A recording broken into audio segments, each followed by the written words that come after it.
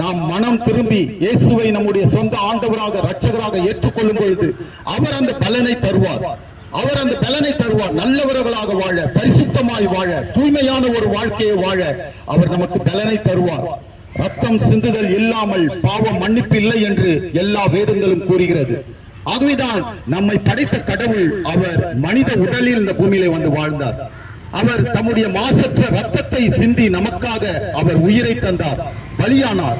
அவருடைய கரங்களிலே ஆணிகள் அறையப்பட்டது, அவருடைய கால்களிலே ஆணிகளால் துளைக்கப்பட்டது, தலையிலே முள்முடி, உடல் எல்லாம் அடிக்கப்பட்டார், அவர் முகத்திலே துப்பப்பட்டார், வேதனை அடைந்தார், வேதனையினுடைய உச்சத்திற்கு சென்றார்.